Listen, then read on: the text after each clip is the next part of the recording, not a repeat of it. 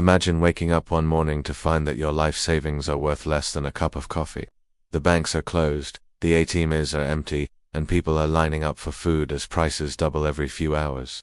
This isn't the plot of a dystopian movie. It happened multiple times. Venezuela in 2017, Zimbabwe in 2008, Argentina, Greece, Sri Lanka. But what if I told you, most economic collapses don't begin with war or natural disasters. They begin silently, through policies, printing presses, and powerful hands pulling invisible strings. In this video, we'll break down exactly how a modern nation can be economically destroyed, step by step. First comes overspending. Governments promise more than they can afford, subsidies, salaries, infrastructure, funded not by income but by debt. Then enters the printing machine. When debt catches up, they print money to cover the gap, and inflation, it doesn't knock, it kicks the door down. Suddenly, one loaf of bread costs a week's wage. Then comes loss of trust. Investors flee, the currency crashes, and foreign capital disappears. The government reacts with price controls and capital restrictions. But like a drowning man grasping at air, the more it tightens, the worse it gets. Corruption spreads, basic services fail, and people either starve or flee. But here's the twist. Many of these collapses were predictable. In fact, some experts warned years in advance. So why didn't anyone stop it? Was it incompetence or design? What role do institutions like the IMF and World Bank play in these crises? Are they rescuers or quiet architects of collapse? And could this be happening, slowly, in countries we think are too stable to fail? By the end of this video, you'll understand the 5 deadly ingredients of collapse, and how to recognize them before it's too late. Let's begin with a real-world case. Venezuela. In the early 2000s, it was one of South America's richest countries. With the world's largest oil reserves, Venezuela had the potential to be an economic powerhouse. But over-reliance on oil revenues made the government blind to risk. When oil prices fell, instead of adjusting budgets, they printed more money. Public programs continued, foreign debt ballooned, and the value of the Venezuelan collapsed. By 2018, inflation reached over 1,000,000%. Imagine buying a chicken for 1 million on Monday and 2 million on Friday.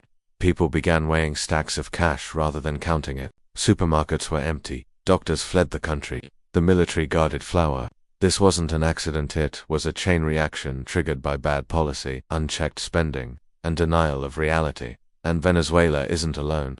In Zimbabwe, under Robert Mugabe's regime, government land seizures caused agricultural collapse. The response? Printing money. By 2008, Zimbabwe introduced a $100 trillion note, which couldn't buy a bus ticket. In Greece, excessive borrowing led to a debt spiral, and harsh austerity measures left hospitals and schools underfunded. In Sri Lanka, tax cuts, currency mismanagement, and overdependence on tourism led to food and fuel shortages, and a full-blown crisis. So what's the pattern here? It always starts small, a policy decision, a populist promise, or a global event like a war or pandemic. But what matters is how the country responds. The real killers are not the shocks, but the mismanagement that follows. Ignoring early warnings, printing money instead of reforming, silencing critics, manipulating data, and believing that short-term control is better than long-term stability.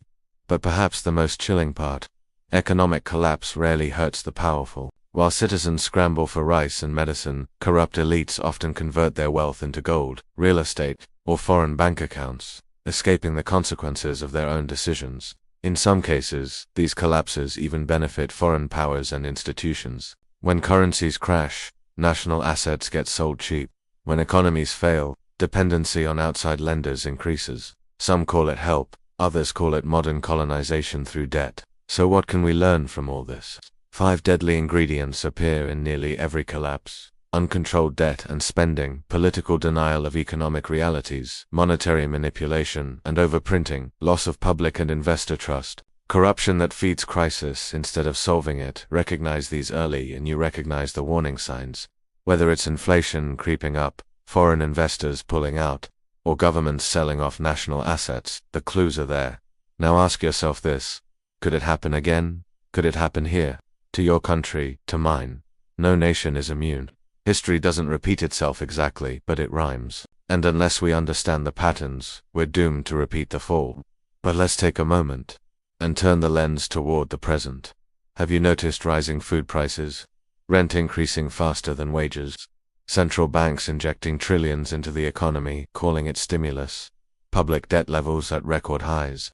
These aren't isolated headlines, they're warning signals. The same dominoes we've seen fall in collapsing economies are being set up again, this time, globally.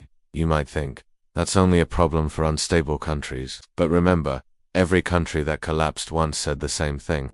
The United States, the European Union, even China. No nation is invincible. The moment a government believes it can break economic laws without consequence is the moment the countdown begins.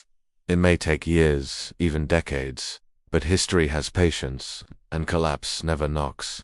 It crashes. So what can you do? Understand the system, question narratives, learn where money flows, who controls it, and why.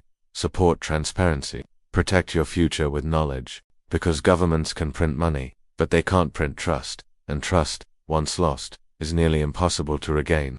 So if this video opened your eyes even a little, don't keep that awareness to yourself. Share this video, subscribe to Vital Insights, because in a world of noise, we're here to deliver clarity, not panic, not propaganda, just truth. This is not just a channel, it's a lens into the mechanisms that shape your life, your future, your freedom. Stay curious, stay informed, stay vital. Thanks for watching.